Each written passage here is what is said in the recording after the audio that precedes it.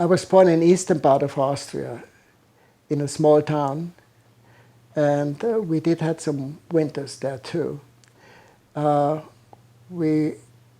had 6 siblings, but the early years we were just 5, and we started to ski. Everybody started to ski more or less, just sliding down a little hill and then going back up and sliding down.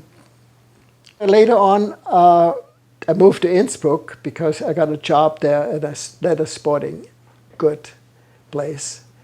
And it was a lot of work, many hours working, but also a lot of skiing and climbing.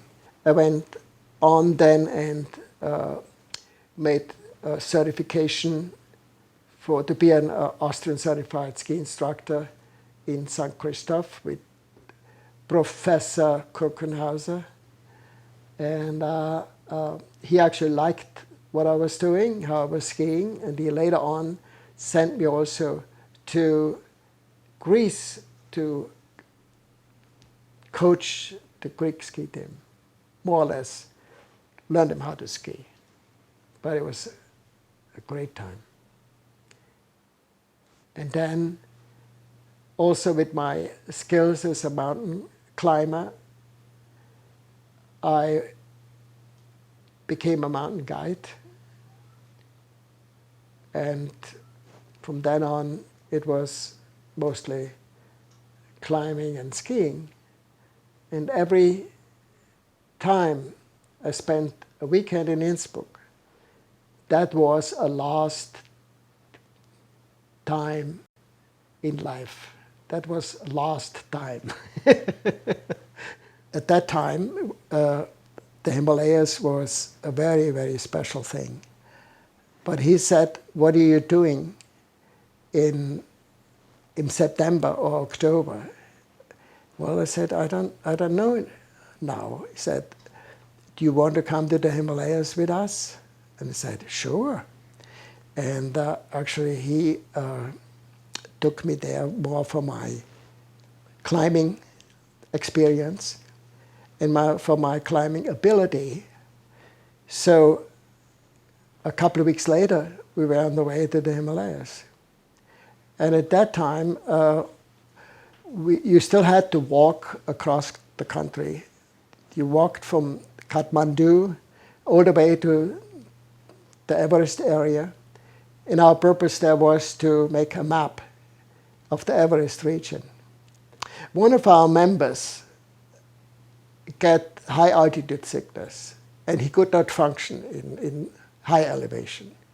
So he wasn't an assistant to the cartographer. And so I had to go. I had, fortunately, no problems with high altitude. So and he then showed me how to run a camera, a survey camera. And from then on, he sent me out on my own. And from then on, I did survey work.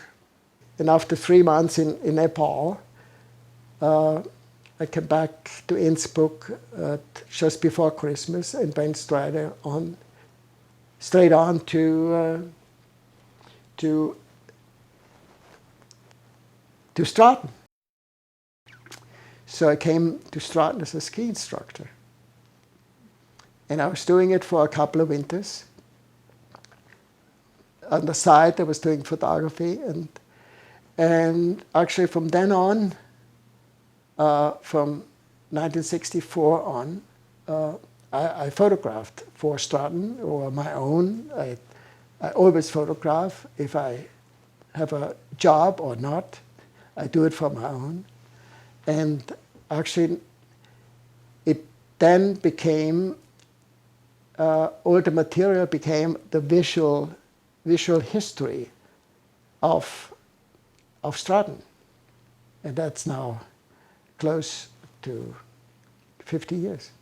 Yeah. And here I could have had great opportunities.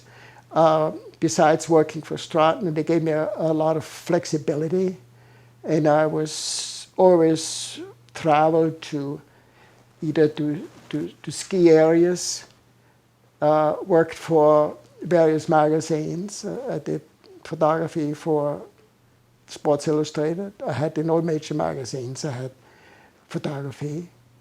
And for skiing magazine.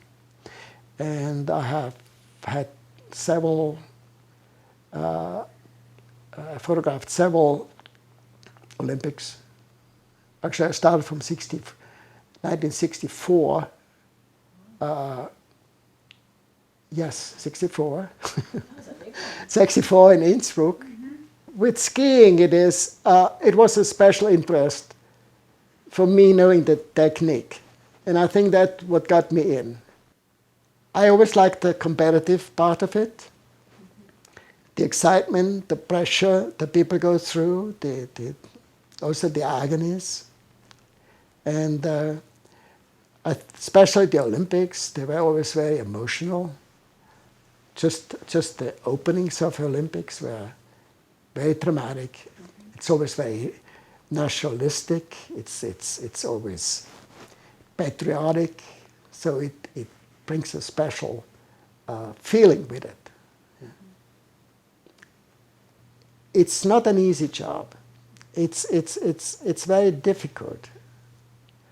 There's one ski rider once said, his name is John Jerome, he called him the loony ski photographers. He did an article in Ski Magazine once, and he is perfectly right. You know, you go up on a slope, you place yourself long before it starts, especially the more important the race is, the longer you have to go there and wait, so you freeze already before it starts. And then when it should start, it doesn't start, so you wait longer and longer, and then you have to be ready for that moment.